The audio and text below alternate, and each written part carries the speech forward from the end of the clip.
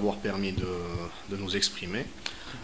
Tout d'abord, notre société est spécialisée dans les produits informatiques. Après, on est passé au smartphone. Donc, on est distributeur de deux marques de smartphones qui sont déjà présentes sur le marché. Donc, c'est Doogee et Meizu. Voilà, Doogee pour l'entrée de gamme principalement, Meizu c'est pour le produit premium. Voilà, actuellement on est... voilà, c'est le haut de gamme. Donc, notre produit, il est pratiquement présent sur toutes les wilayas, avec un service après-vente et tout. Donc voilà, en gros, notre société est spécialisée dans ce type de produit. Très bien. La nouveauté de Meizu. Pour l'année 2017, tout d'abord, nous allons lancer un produit entrée de gamme. On va dire milieu de gamme, c'est pas de l'entrée de gamme. C'est le Meizu M5.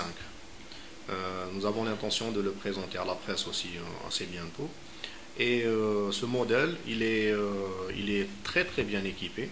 Donc un écran de 5 pouces 2, là où les concurrents font généralement du 5 pouces ou du 4 pouces 5. Nous on fait du 5 pouces 2, un très bel écran et une mémoire de 3 Go 32 et un capteur d'empreinte digitale, un octa-core processeur, donc très puissant, une très belle caméra aussi de 13 mégapixels. Donc une batterie de 3000. Donc pour cette gamme de produits, la batterie, la fabrication de Meizu c'est Sony en termes de batterie. Mais peut éventuellement s'approvisionner. Le processeur c'est Mediatek. Mediatek, c'est... Oui, c'est Mediatek. Voilà. Pour ce modèle c'est Mediatek. Certains, on va dire que sur la réparation, à 80% des réparations classiques se font instantanément. Donc 10 minutes, 15 minutes, le client il prend son téléphone. Le reste des 20%, ce sont des cas où la panne est un petit peu plus délicate, qui nécessite parfois une semaine, parfois 15 jours. Parfois, la pièce n'est pas à 100% disponible, mais elle arrive. Donc, le client sera obligé d'attendre un petit peu. Si on voit par exemple que le client attend un petit peu beaucoup, on va lui remplacer le téléphone, lui donner un téléphone de rechange pour qu'il l'utilise, pour qu'il attend un petit peu. Donc voilà, donc, on va dire que le service après-vente est plutôt très efficace. Quand le produit est bon, déjà, de par lui-même, de par sa nature, il arrivera à convaincre les clients et de faire parler de lui. Le produit Meizu, il est pas mal en termes de qualité, il est même excellent. Après, notre travail est le contact direct avec le client. Donc, nos partenaires, qui sont généralement des points de vente situés un peu partout dans le pays, on fait une formation avec les vendeurs et qui, eux, ils vont présenter le produit sous sa véritable forme aux clients. Ça, c'est une méthode que nous utilisons. Nous utilisons aussi le marketing digital, donc sur les réseaux sociaux, où nous discutons instantanément avec tous les demandeurs, ceux qui veulent connaître le produit, on essaie de les informer. Et en même temps, nous avons bien sûr une stratégie marketing qui va se développer en 2017 et qui va permettre aux gens de connaître de mieux en mieux notre produit. Concernant les opérateurs, pour le moment, nous n'avons pas de visibilité. Donc, pour le 2017, il n'y a pas de produit, il n'y a pas une entente particulière avec les opérateurs pour le moment. Ça ne veut pas dire que ça ne va pas venir, ça viendra peut-être pour l'année prochaine, Inch'Allah. Bon, l'étude elle a été faite sur la base du pouvoir d'achat algérien tout d'abord.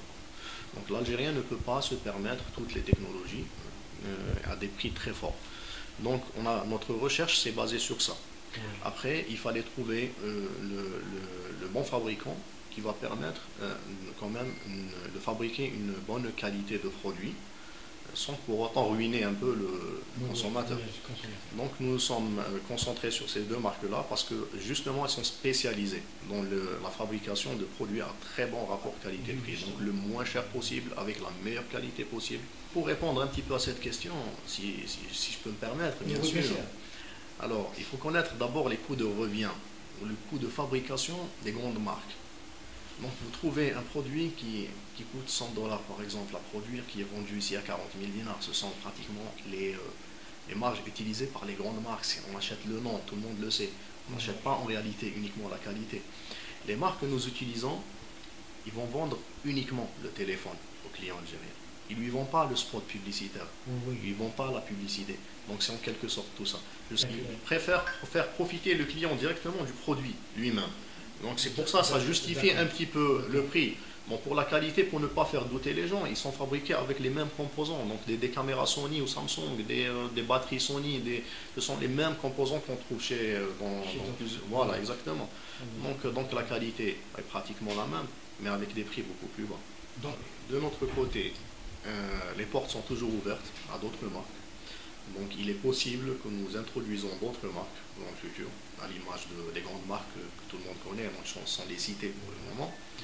Et oui, on envisage d'avoir d'autres marques. Cela va dépendre de notre évolution aussi. Donc concernant le développement d'applications, pour Meizu, je pense qu'on va attendre un petit peu. Donc pour le moment, il n'y a rien de concret. Mais pour notre deuxième marque, donc pour Dogi, oui, on est en train déjà de travailler sur une application.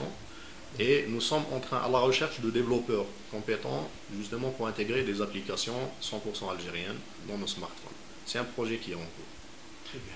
Merci à Lotec de s'être déplacé dans nos bureaux. Merci. Et je remercie aussi les Algériens de nous avoir fait confiance pour nos produits. Et on espère de tout cœur de pouvoir répondre à leurs demandes continuellement. Voilà, merci. Très bien. Merci.